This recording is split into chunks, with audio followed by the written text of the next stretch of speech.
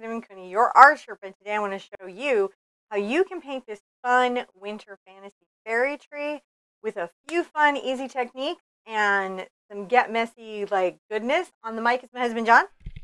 Hey guys. He has been battling the cable companies and doing all the things to get us connected.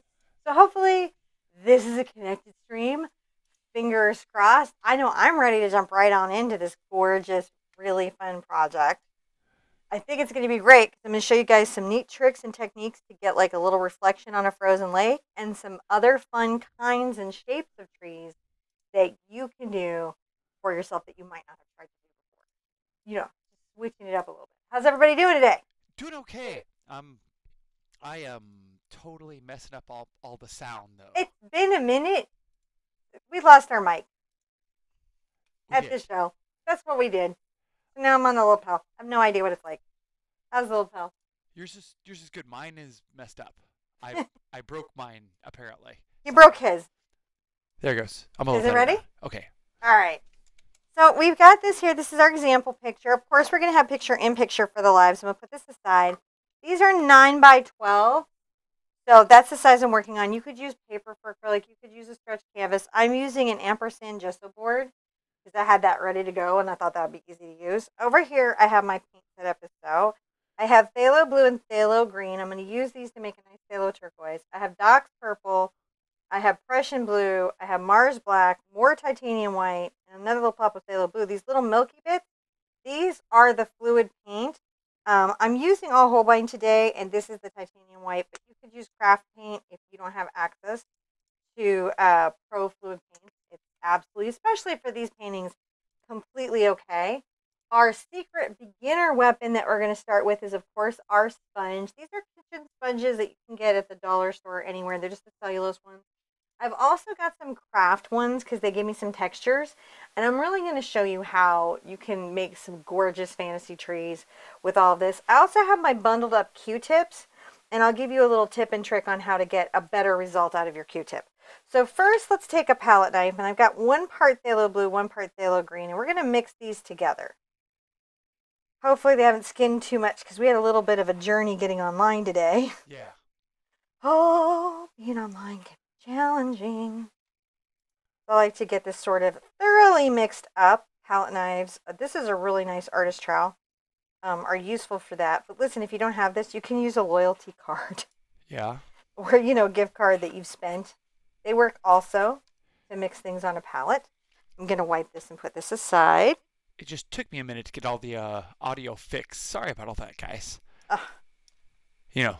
It's It's not one thing, it's another. Wait, I'm going to use this for a second because I want to get some of this blue into here. So you see this blue really when you add it to the white. That's how you can see this turquoise. And we want to put this in here. It's a little streakier because we'll want a slightly streakier result. I've got this. I have a nice little wish on my canvas. Especially I'm going to shout out that my very good friend up there and just everyone in California.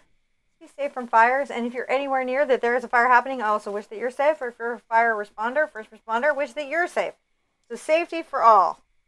All right, let's get this sponge. You can see I've used this a bunch, and I'm going to just load it all streaky.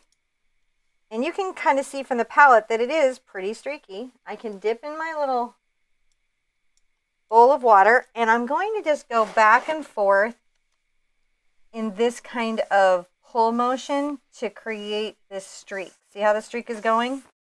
Yeah. Back and forth, making a streak. Boop, boop. It has been so long since I've done this. I don't even know if I know how to do this anymore. I know how to RV and survive RVing, but I don't know how to do other things now. I think me too.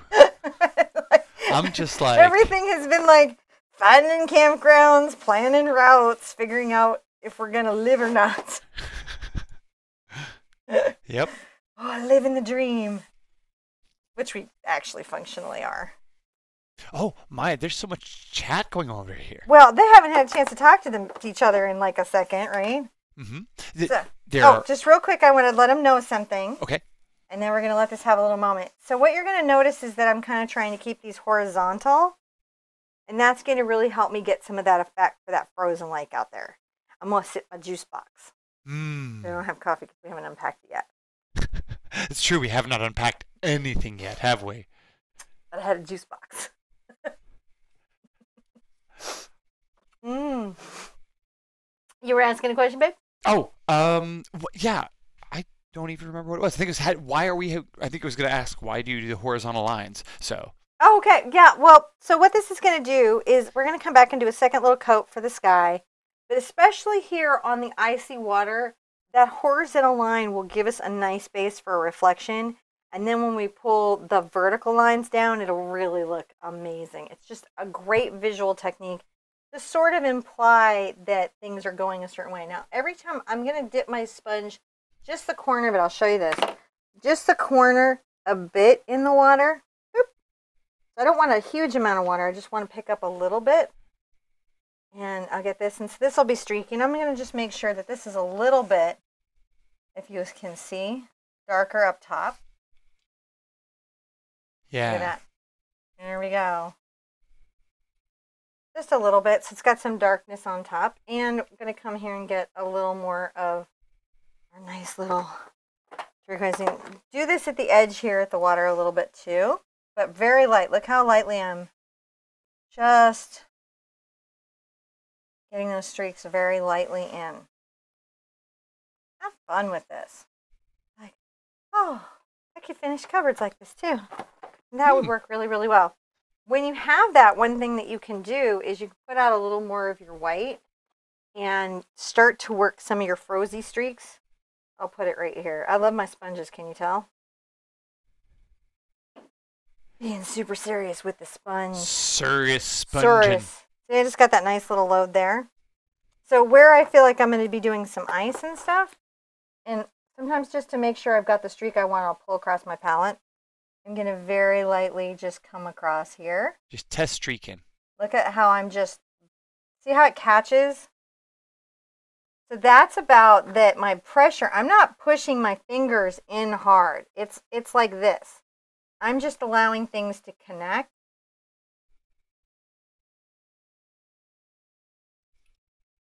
As they would want to. And then I'll soften out any like little hard lines that I have. And remember, you can even come from the opposite direction. Look at that. And put those in. So this is me just laying down this crazy cool basis for a frozen lake. Some fun stuff right there. Now, halfway across this painting, really, I just, if you look at this, have basically divided this little fella in half, right? Right here. So I've got this sort of divided in half. I can then take, and I'm going to definitely be thinking about that. So if I mentally mark the halfway mark, and I'll show you guys with a little line because it's a watercolor pencil. Let's just take a little line across and say, all right, there's my little line across, right? And I know I'm going to have a tree that's coming up like this. Can you guys see that little line? One thing that I can do is make sure that I mark a little bit of a mirror in that frozen ice. See how I've done here? That watercolor pencil is going to let me just take that away, but it lets me know where some certain things are. Now let's get a little bit of our phthalo blue and get a bit of our white. Their phthalo is a little bit darker. And let's also add just a little bit of that deeper value. I'm going to maybe pull this around. Just on these outer edges, if you need to grab a little depression, it's okay. I like to work it. So a lot of people will ask me, if I don't have Prussian blue, what can I do? You can always mix black into your phthalo blue to deepen it. How it will be different is that the Prussian blue mixes into other colors a little differently than black and phthalo blue mix. But for the purposes of this, you should be okay. So see how that's very soft? Yeah. Right? Now, while I have this all sort of here, I can also get a little more of my Prussian blue, right, which is a fun dark blue. And I can come from what is going to be the water's edge and pull a streak down. Yeah. And if I need to, I can turn it to the side just to keep my vertical lines vertical. Because I can get wonky. Wonky? Wonky. What makes you wonky? I don't know. I'm just a wonky person, I think. I'm going to move this up so I have a nice angle on it. You can see I'm starting to I like that. pull that down. Come across here, because you know you're going to be like making a nice dark edge. And so you don't think of using sponges in this way sometimes, but they're actually pretty good tools for a lot of these techniques.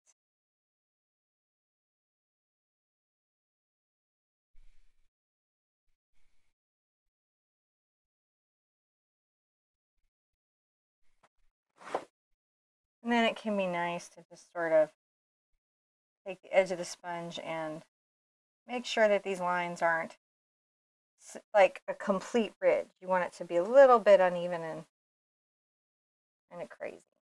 So, can you use like just any old sponge you had laying around? Yeah, I mean it can have the scrubby on the other side, and honestly, scrubby will give you a texture. So don't like turn your nose up to scrubby. What if you were like raiding your makeup bin? I think I could probably get away with like a blender on this. It doesn't have as many holes, but you know, I think you could get away with some of it. Now, give it a try. You'll remember that we made that little mark coming out the other way. So I'm going to grab my number 4 round, and I'm going to get just a little of my Prussian blue, and I'm going to come here, and I'm going to make sure that there is this little basis of that kind of reflected in here. And then to make it seem like it's part of the reflection, look, I'm going to pull it down. Oh, neat.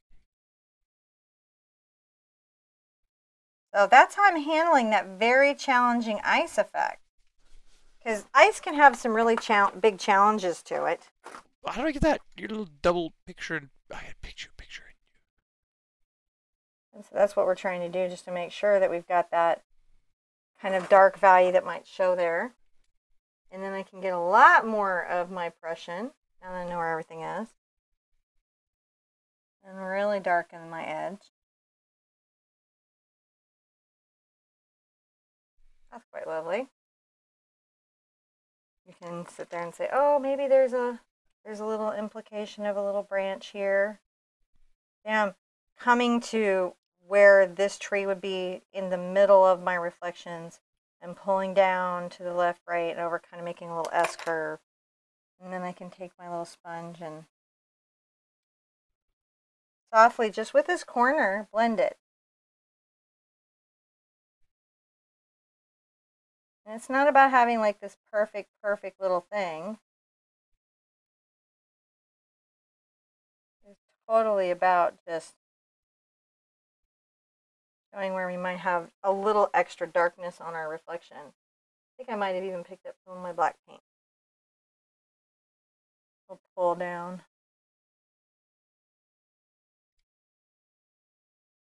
Sort of fun. All right, I'm going to rinse this out a little bit. Like you do. Like you do. Like somebody does. I don't. You don't? I'm not much of a actually, I'm a sponge washer. You're a sponge washer. I'm a post-show sponge washer. He's like, I just want to wash it after. Now, when I want to get the tree up here and I want to show it down here, I need to put some leaves that are very softly in the background. And I'm going to use things like my Q-tips, like my sponges, to create these soft textures that pull forward. It is definitely hard on your manicure, this whole process. But it's fun, and sometimes you have to get messy. Sometimes you have to just relax a little bit into stuff and be like, okay, I'm going to get messy. Yeah. Now, to know where everything is, I've got to lay in some snow. So I'm going to take, this is a number 8's cat's tongue. You could use a bright, you could use a round, you could use a filbert. This is just the brush I'm using. It's got a nice point on it and a rounded edge, so I'll have an easy time getting some of my stuff laid in. And I'm going to make a dark color, because that's what you do, for the basis of your snow. All right. And I'm going to come right here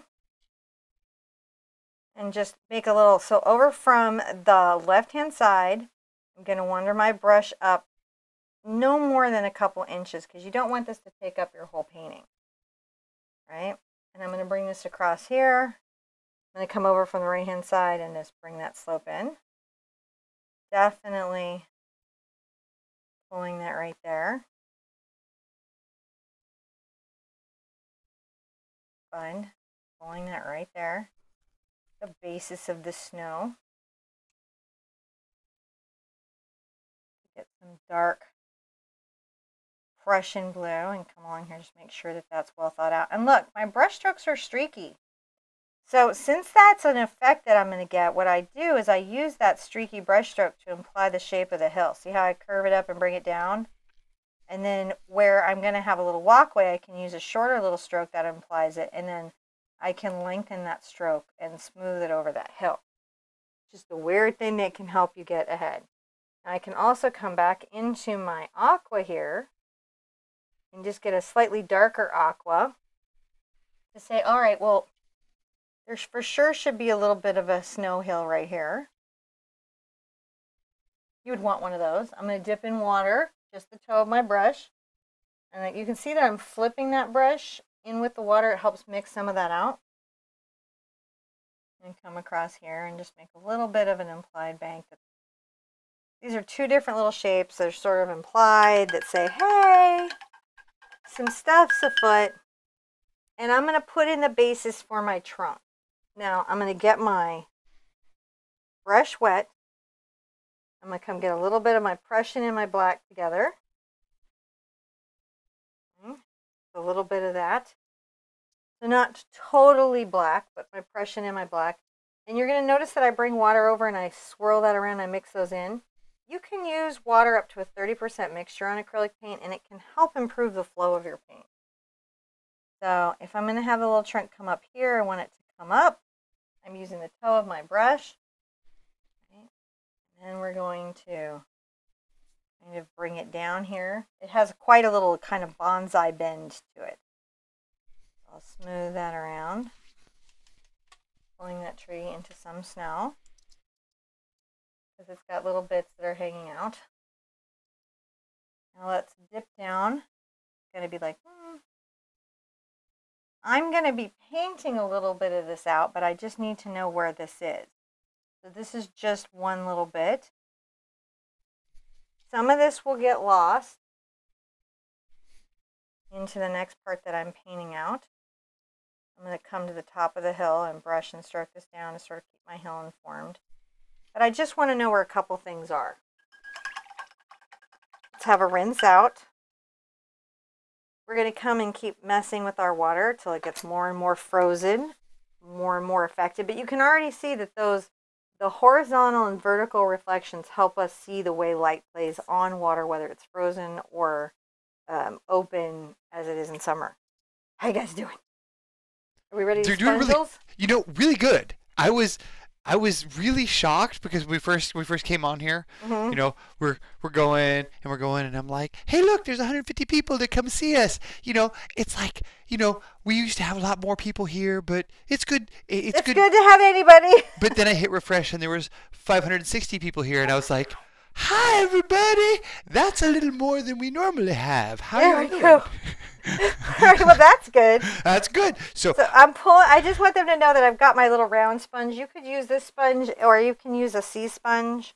These are crafting sponges. I'm going to get some of this. I guess it's a fun Friday afternoon. And we're going to just tap out a little bit of this texture right here in this upper area. These are our sort of background things, right? This is before we even Q-tip. See, if the tools that you have, I'm getting some more of my turquoise here. And we'll definitely come back and get some more of our phthalo blue. They can still make some really gorgeous, incredible trees. Pull forward just a bit across here. So I'm just trying to build up some of that background soft leaf, if that makes sense. Now, I know I'm going to have a little poofit here, but I'm going to be using a different color for that poofit. So in this particular case, I might get a little of my diox in some of my kind of Prussian, my diox purple and my white. And then this is where Prussian blue is kind of nice because it mixes so beautifully with the diox. Let's just put this right here a little bit.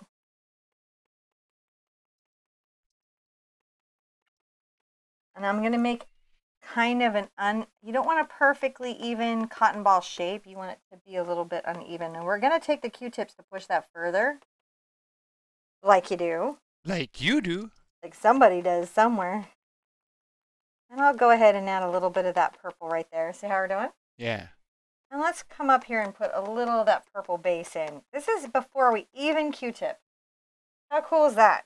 Ah.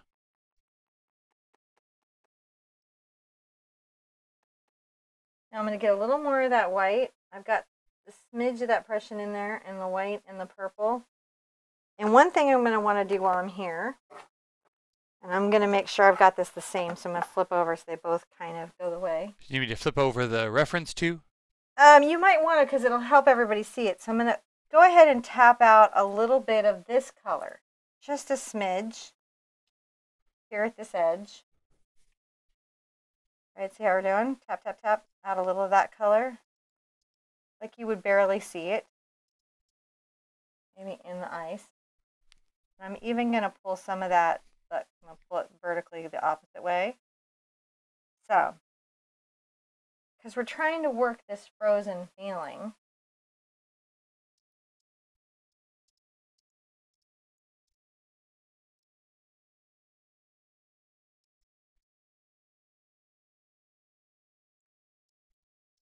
Just soften it and play with it. The thing that'll mess with you is if your stroke starts to get kind of at the angle.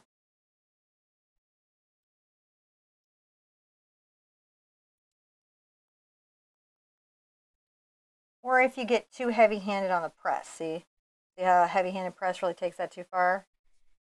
Now if I do, I'll just soften that out by lightly tapping. Don't panic if it happens to you that way. Get a little more of my purple. I am so happy to be back. I'm not even sprinting today. I was sprinting so much at Pinners. Yeah, no kidding. I'm just like, I'm going to take my times like you do. So we've got that here, and we've got that up there, and we're going to keep playing with those water reflections here. We'll come across with a little bit of ice and some different things that are happening. Another thing that I might do is I might grab a little bit of my heavy-bodied white and go ahead and just like come right here and come back and forth. And I'm doing just dance a little white here. And almost like that implies that little bit of snow, doesn't it? That's a fun thing to play with. Let's get a little more heavy-bodied white on the edge of our sponge. You can see how I have it placed. And let's just play with that here too. So this is about wiggling your hand back and forth on a horizontal and then skipping. I often try to imagine that I'm it actually may end up being prettier than the original. Heavy-bodied, like a dot matrix printer. Oh, yeah. I hear the noise in my head. Just so I can remember the angles that I'm trying to play with. And I'm doing these little reflections just to help enforce the idea that this is a frozen space that we're contending with. Let's see how that's looking in the big screen. I hit those horizontals. See, we're starting to look a little frozen now when you see when you skip across that ice. Now I've got this great light color here, so I'm going to go ahead and get some more of that on my sponge.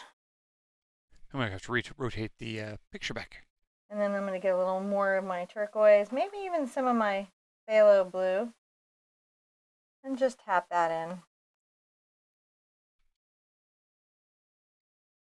I've got to flip my own reference over. What am I doing? Okay. Let's pull a little more of that phthalo blue and we'll get some. So we're just, let's pop some right here. Kind of starting to think about some of how this is. That's nice. And I'm going to rinse my sponge out a little bit. Oh, it's going to make my hands so messy. And I'm going to sip on my sip box. And while we're letting this have a dry and you guys are having a look at like the crazy stage. Isn't this a crazy stage of a painting? Actually, I was thinking it looked kind of cool. I really liked the effect you were getting there. You're so hilarious. Well, no, I do. I mean, it looks really, I mean, like, I love this stage of a painting if I'm painting live, if I'm out somewhere and I'm painting live, because people will walk by and they want to be supportive, but they don't get what you're doing, and they make the face. Well, see, I like looking at things like this stage because it makes me think like I could do this You can't. with an ATC card or something. You can totally do this with an ATC card. And that's like, because I like using a little tiny sponge in my ATC kit. So, like, there's a little spongy pit. All right. So I'm going to do some Q-tip work, but I want to talk to you guys a little bit about Q-tips because Q-tips are not created equal. So I have here a fluff Q-tip. Has anyone seen fluff Q-tips from the store? One way, I've joked about mouth sizing, but the other way you can do it is you can dip your Q-tip in a little bit of water and you twirl it the direction of how it would tighten. So it looks like it spins to the left. Now, can I say I have discovered that not all Q-tips are made equal. There are some that are made of like this super atomically tight wrapped foam. But if you get some economy ones, they can get too fluffy. So you see I'm just rotating it to the left through my fingers with a little bit of moisture. This will re-tighten it up. Then I bundle them together in groups of 5 and 3, and that gives me some nice alternate little stamping that I can do. So if your Q-tips were getting like fuzzy on you and crazy and you were like, what's happening? That's what's happening. All right, so I have one that I've bunched together here. I've got to make sure that you want them lined up like flat evenly. So whatever pattern that they're making is a flat even pattern. I'm going to get a little bit of my white, maybe this white right here. And let's get some of this phthalo blue into that wonderful white. And I'm going to just start tapping this out. Ooh. Now what's wonderful is once I start putting this texture in, you can see how it's going to layer with the texture we've already laid in. It does some pretty cool things. Yeah, that's what I was excited to see. Yeah, it just makes it so fun.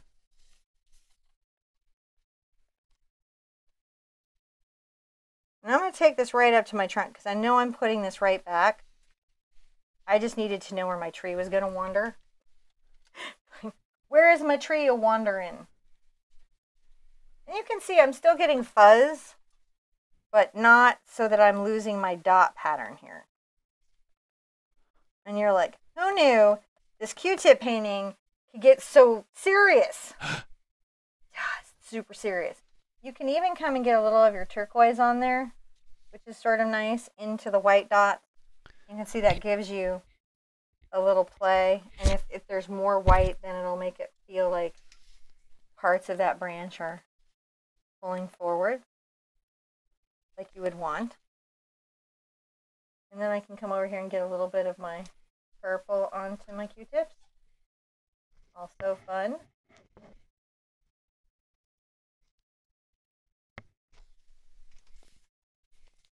I can rotate them to get different little patterns because that's what I'm trying to do is get little patterns. Little patterns. I'm playing the two textures against each other.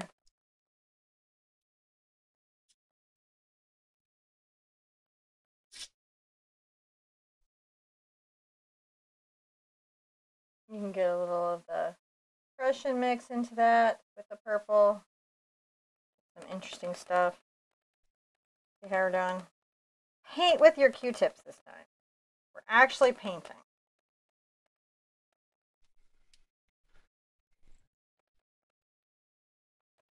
Liking that. Gonna get a little more here. I know I've got some tree branches that are coming up here that I'm gonna play with. So I'm gonna pull this purple up. See how the purple is pulling up over the blue, creating another little space of, oh hey, I'm another part of the tree. Branch gets up in there. And let's definitely got some purple going here. Purple, purple, purple, purple. And I'm going to work this lower side of this, playing out with these little dots.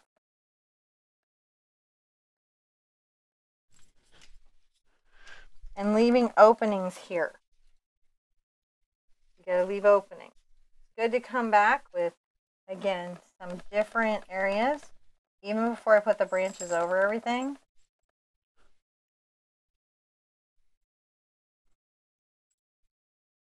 some turquoise and more white. You just keep playing with the layers. And you can see as the Q-tips go out and the different colors are on it, you get these cool effects. And that starts to create these different zones of tree that you're going to be playing with. And I can put that aside. And while that's having a little bit of a rest or feel better, I can come here, make sure I've rinsed out my brushes. And I can take my number 8 cat tongue and I can do some fun stuff. So one thing that I can do is I can take a little of my black and my Prussian. Just the smallest amount of your black and Prussian. And we can start to talk about a dark area coming down this hill that we want to put in this basis for. Let's make it real dark right here at this curve of the hill. See how we're doing? And go ahead and just keep making that dark. Twix is just making all sorts of noise over here. I know, I'm hearing her. She's so happy. She's just so happy. Yeah, she's very making sniffy dog noises. Sniffis. She's like, now I'm grabbing some purple and I'm going to come along the edge of this snowbank on the edge of my brush. And I'm brushing that up. I'm going to shape up some of my hill this way. I'm just going to have some fun. Just shaping up the hill. Coming up there, I just want a nice dark pathway. It's going to be played from this tree, coming down. Let's pull the tree branch trunk even through here because we know we can move the bank. Right? We're just going to pull that. Oh, it's so nice and dark. Coming down here. So we're enforcing that. Let's rinse out our brush.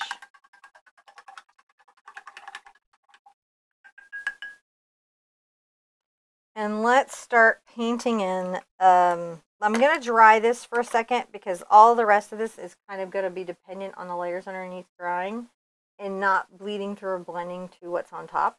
I'm going to use a hair dryer. You could use a fan or you can just let it dry and have a cup of tea. It's just perfectly, however you want to let your painting dry. Don't let anyone tell you how to do that.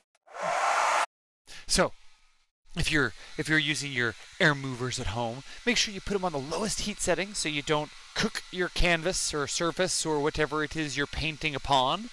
But you don't want to introduce heat because heat can cause color shift and cracking and crazing, especially in your more budget-oriented paints. Pro paints not so much, but it's always better to just not use heat if possible. So use your air, move it around, do that kind of stuff. Oops. Push that button. Have you back. I'm happy to be back. So I'm going to take a little of my turquoise and I'm going to load it into my 8 cat tongue and I'm going to get a lot of my white, like you do. And I'm going to make this sort of not totally snow white because it's got the turquoise in it because I need one more level of white above this. Yeah. And I'm going to come, I think, just right along my snowbank here. And I'll brush down some. See how I just kind of flick that in? And I'm going to show you how I get this little snow edge here. So I'm going to come back and I'm going to flick another one in. I don't want an even path to the bank. And when I come towards the stream edge, I'm going to start kind of curving these strokes down and letting them be a little uneven. See, I'm feathering that right there.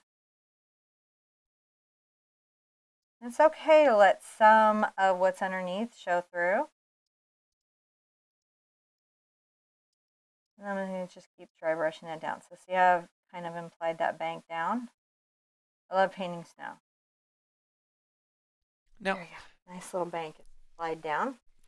Amanda was commenting. Hi, Amanda. She was making a comment that I have noticed I have the problem with, and I've noticed a lot of other beginning artists have had the problem with, and that's that when I'm loading the brush, and she said this too, when she's loading the brush, the paint gets very thick no matter whether I use, it doesn't seem to matter how much water or gloss medium I use, I can't get it to come out as smooth like you do.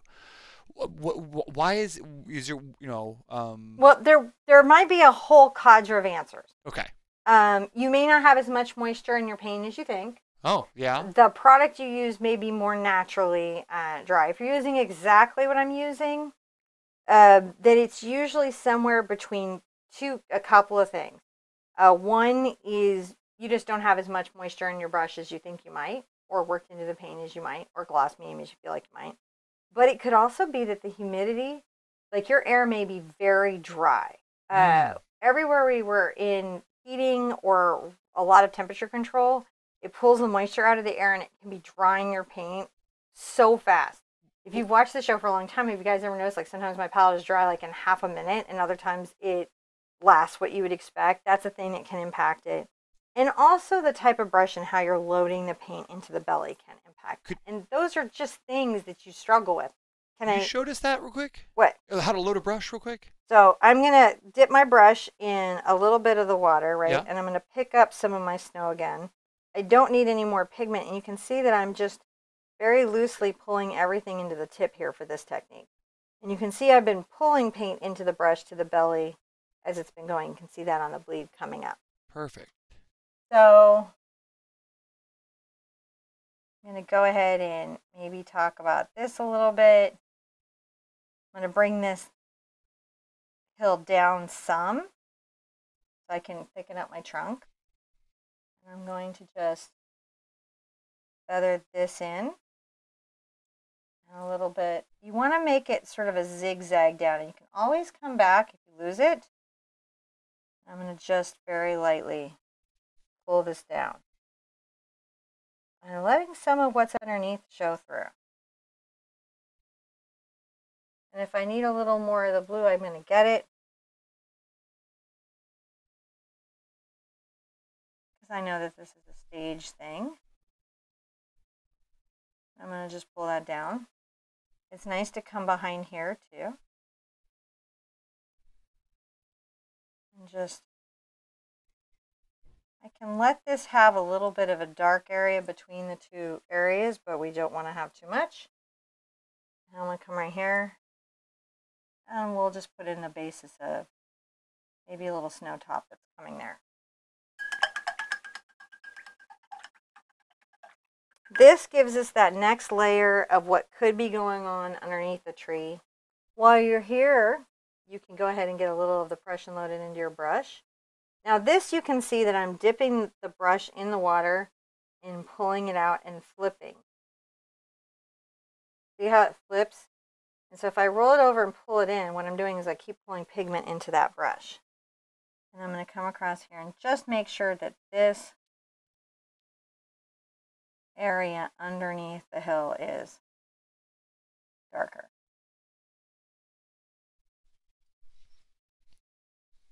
See how we're doing? Pull that in, just define those areas.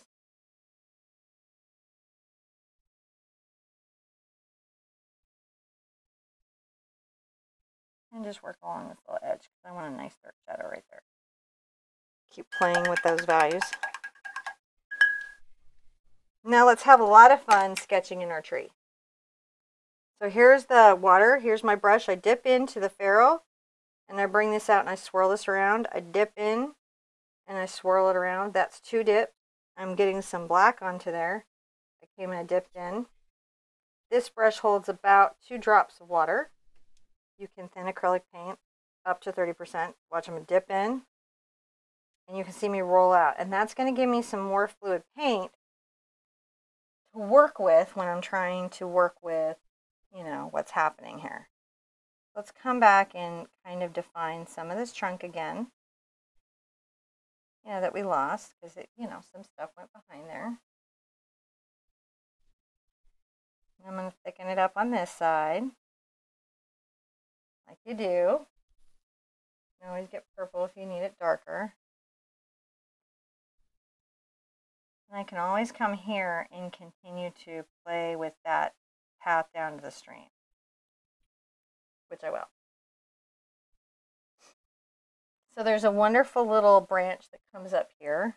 And I think it's if you think of it as having like an elbow that cricks out, it's sort of fun to do. It's got a crazy little elbow. And just play with those shapes. So I'll thicken that and thin this up. This is going to have some more Q-tipping that we play with here.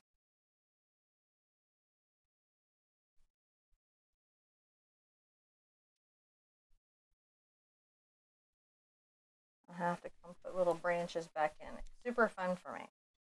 Okay, so I'm thickening this up.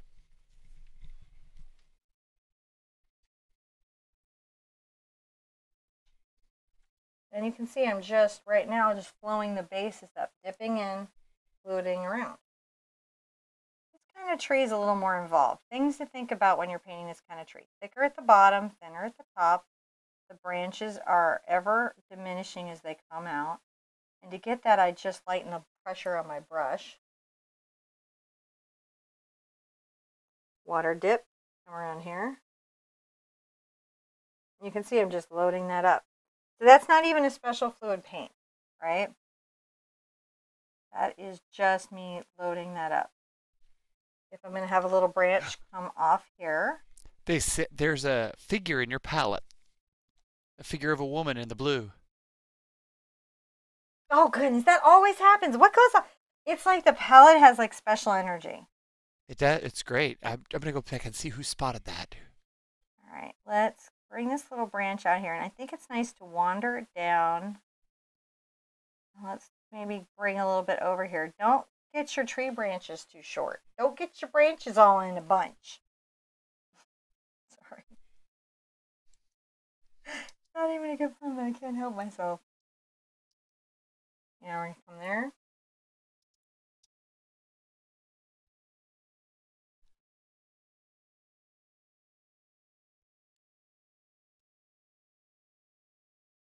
There we go. Let's do one that sort of comes off of here and maybe it has a little elbow and goes back.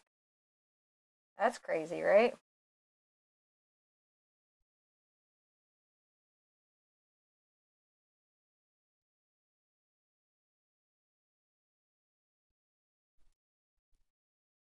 Just keep thickening that little fellow up. Probably use a little bit right here. It was There we Ido. go. Ido Fadida. Yes? She spotted it first. Oh, did she? Mm-hmm. Thank you. All right, we're swirling and we're loading. We have a thick branch we want to come off here. Let's start to talk about that. But we don't see all this branch. It just disappears into the foliage, and we'll come put some little twiggly bits back. And then there's this really fun, and I'm going to bring it off the back of this. It's like a secondary little growth. It kind of comes out, comes up the trunk. Now, Tifa asked an interesting question. So, are your curves made by lightening the pressure of your brush? Or do you lighten the pressure on the curves? So when I'm coming around a turn, Yeah. I'm keeping an even pressure unless I'm trying to make the line smaller. Ah. Reducing my pressure reduces the dimension, the diameter of the line. Okay. So pressure has to do diameter of the line, nothing to do with the curve. No. Not on this round brush. You might, however, find in a bright that you have to make adjustments to how you're pressing out on the brush to make involved turns. Gotcha. All right. Now, once I have this gorgeous basis of a tree sort of built in, which is like so pretty, right? Mm-hmm. I'm going to come and get a little bit of my blue and a little bit of my white together. And we're going to start shading this all in. This was a little more involved, this tree, and maybe say other trees that we've done, because we're just doing a really pretty tree. We're really starting to talk about the bark and those things, which is why we almost didn't do this particular tree. But then we were like, oh no, we got to. So I'm going to roll out. The brush is a little bit loaded. I'm going to come here and I'm just going to come right down the middle.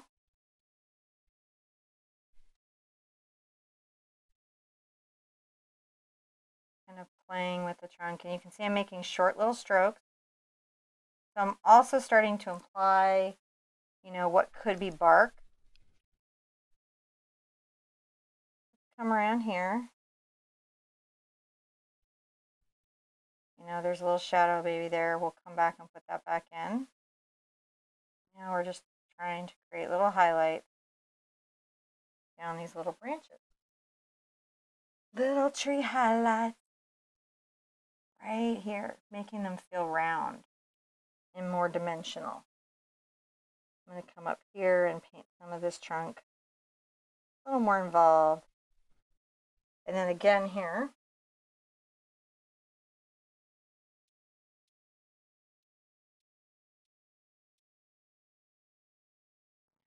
Comes out here, and so it's got some shape to it as well. And that's starting to be thoughtful. That's starting to be a thing.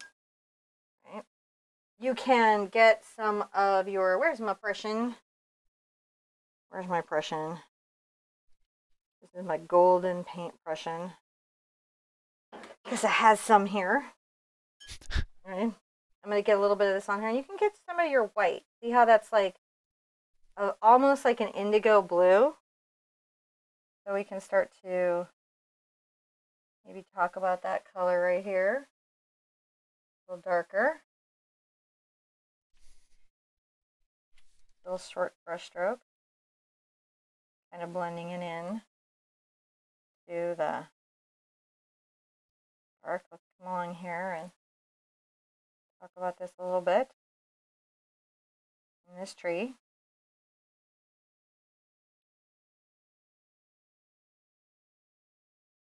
Bringing some of this in. So I'm just coming around here with this incredible blue, and it just cools it up, doesn't it? Just on the tip of my brush.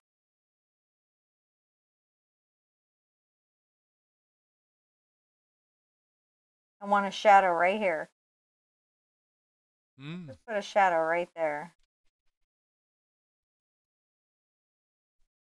I'm going to wipe off my brush rather than rinsing it out and just load up some more paint because I've got the fluid paint, which is going to let me have some. What are you grabbing there? Prussian blue and a little fluid white.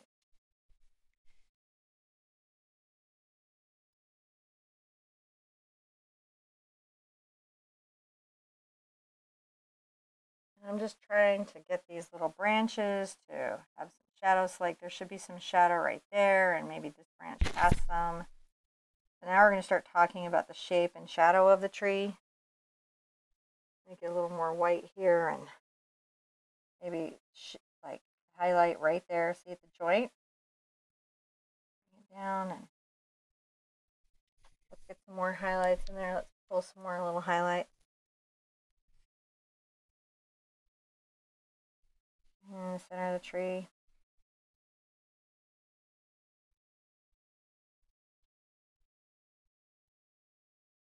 We're just making these little barkety motions.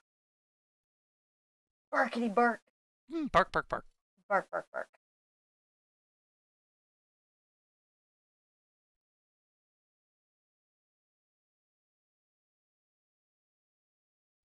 It's like crazy how it just all of a sudden starts to be this just very involved, wonderful old tree.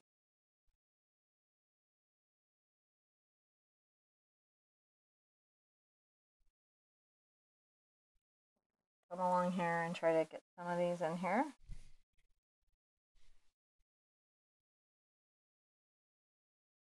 Put a little highlight right there, and there I'm gonna rinse out.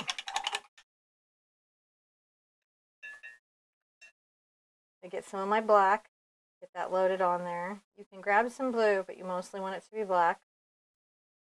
And I'm going to come here and I'm going to just make sure that I've got some of these deep shadows. Maybe right here, there's a deep shadow.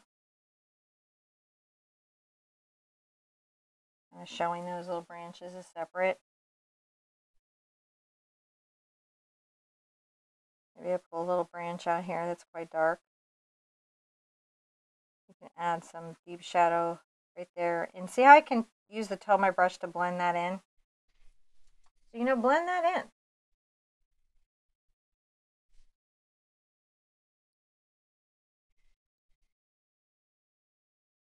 Let's blend this right here.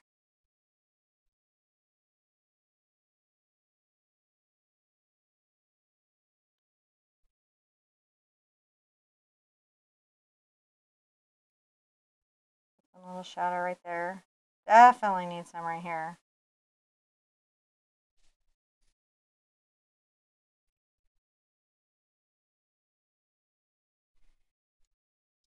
I'm going to add some right here. So we're starting to have a little bit of a shaped tree. Let's look at our shaped tree. He's starting to have some shape, right? I think so. Just a smidge of the white, just so you can see that this is blue, because otherwise it's so dark it might as well just be, you know, black. May as well just use carbon black. Might as well. But no, you need some tone. You do. You need some thoughtfulness here. Now, this could be any tree. This could be any tree. I'm not here to tell you like that you got to do this tree. I'm going to add a little more highlight right here. There's some right there. This color palette really would put it more in that southeast Baltic Sea region. I suppose it would.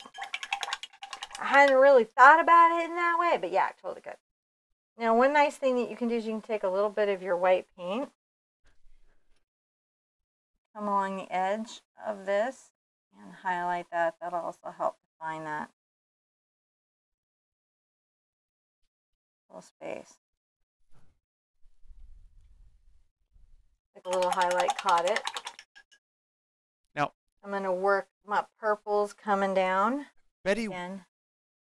Betty was asking, hi, Betty. When do you know you've put too many highlights and not enough, and there's not enough tree left? So take a picture of it on your phone and drop the color out of it and look at the value only. Make it black and white and just look at the value. If it's too uniform and you don't feel shape, you don't feel like you see a highlight, a mid-tone, and a shadow, you might have too many highlights if it's just too flat. Good advice. It really helps. Oh, and especially if you can't get back from what you're painting. I'm going to try that. That's actually... Yeah. Sometimes I only see how I messed up a painting after I look at it through my phone or from a distance. Because when you're this close to something, you can't really see it. You're not really, really seeing it. Now, I'm going to try... I think I'm going to initially try doing the next part of the snow with my sponge corner, if that works really well. When I first did this piece, I did the snow with a sponge. Okay, so I can't see your sponge. I'm going to get this sponge on the corner. Okay. And I'm going to come here, and you can see I'm holding my... I cut these down. And I'm going to just come over the top. I just wanted it to be real rough when I did this. That's why I had done sponge. So it's... You could do a palette knife, to be real honest. It's a bit impasto sponge. It's an impasto sponge. And I'm going to pull these snow banks in a little bit. And the white is more at the top than at the bottom, right? Anything you pull down is just for shape and effect. And you're just... Could you push the palette up there just a touch? Because I think we're just seeing... I'm just grabbing... Oh, there it is. You're just getting pure white there. I'm just getting pure white right here. Thank you for catching that.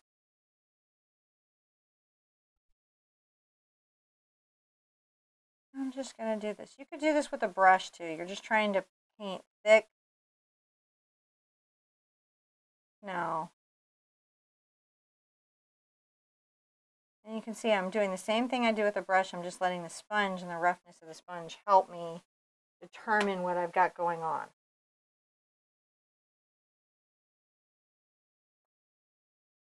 And again, if you lose anything, you can always come back. Like, I can grab a little Prussian. If you're like, no, you need to come back up here and be like this. So see how you can come back with that color? Oh, yeah. And adjust. You can be like, no.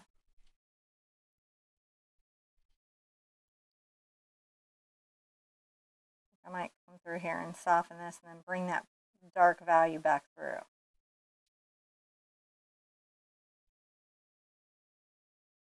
A little of my Prussian. So see, I can keep playing with it. And then if I want to come back in, I can be like, oh no, I really, really want it to be. I'm going to take my purple and my Prussian blue. And then I can just very fussily wind this fabulous little trail.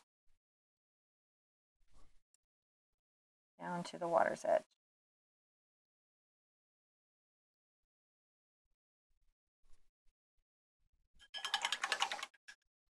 And that's too much of a stepladder, so I'm going to grab some of my white with my brush and just make sure that I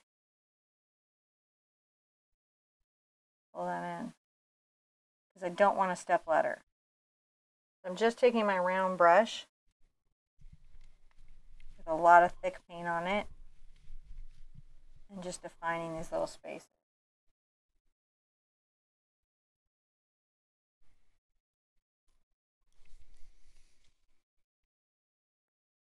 So if I want this to be like a little bit of a bank, I can just kind of come right here and be like, oh no, you're a little bit of a bank.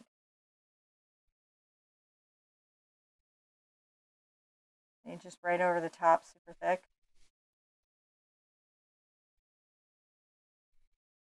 However you want to do. And you can define some of these little bits coming down just by adding a little more of the white. Huh? Okay, I'm just where I'm at. All right. We're doing so good. Are you guys doing good? This is great. This has really come together. Have fun? So see, we played with that little stream and it's coming down. It's looking really gorgeous now. Now we can get back into our Q-tips and I'm going to get into my 3s. And I'm mostly going to get into the white. I will pick up sometimes maybe a little bit of the aqua, but I'm mostly going to be into my white. And so I'm going to come here and I create another layer. A little highlight layer there. Yeah, it could be right here.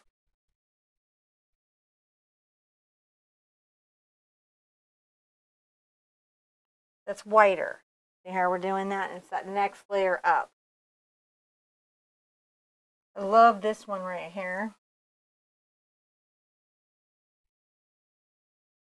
This can go behind the tree. It can go in front of the tree. It depends on how you want to bend the branch in your mind. Oh, yeah.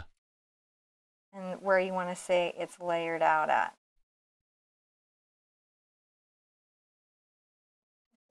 A pinch of the blue in there. Not too much. Why?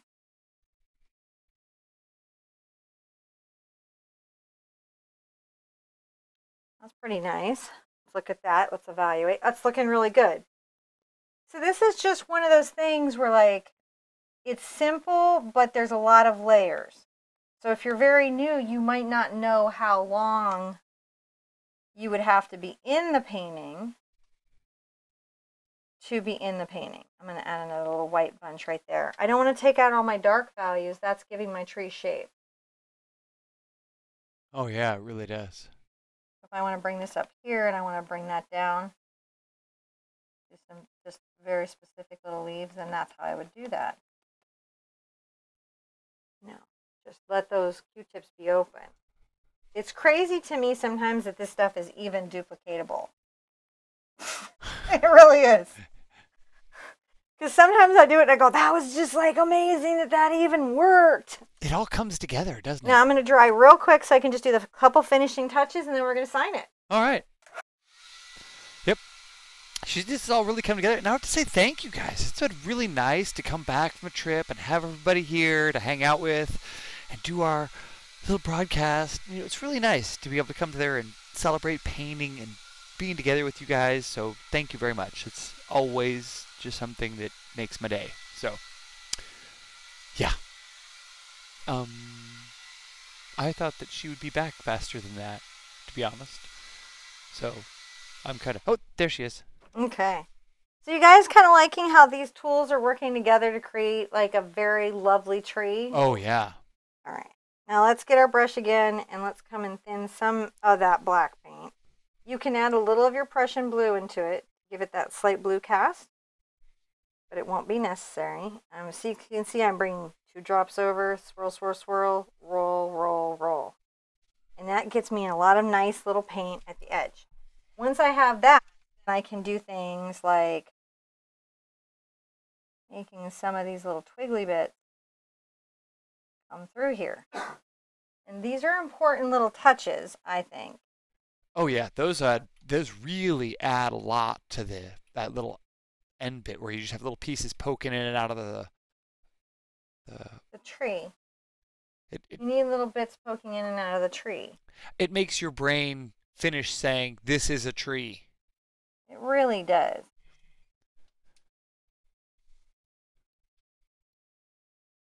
Let's really bring this little weird branch up. See how I'm just right on the tip? I love that I can do that on this brush. This is a number 4 round in my ArtSherpa line. It has a very nice point to it. You could use a detail brush though. Whatever brush gives you your good lines, that's what you want to go for. Yeah, I can imply that just a little bit of this branch came out here and is peeked through. And then we can start to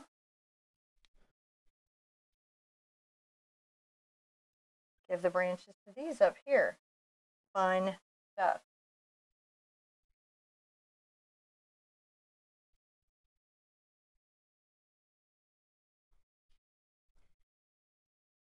And don't be afraid to let those little branches get crooked.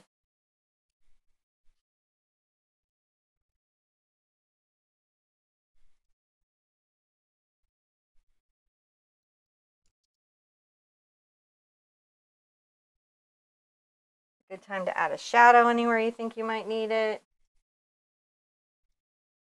Just a few here and there.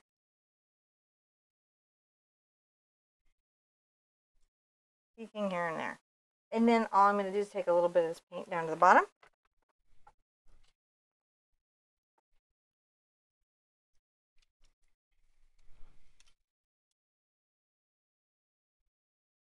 Whoa.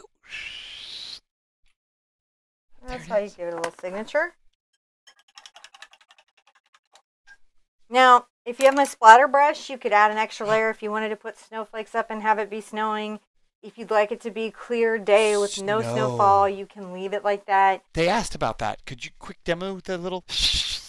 I could. I just don't have the splatter brush that's anywhere. right. We don't. They're all because we were just on a trip. That's what it was. Packed.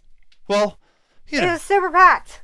We are super packed. But listen, there's a whole video I have on splatter of the several different ways that you can splatter. So if you're like ArtSherpa, how to splatter, and my splatter set, if you look at the ArtSherpa Galaxy set, I demo that set in that video.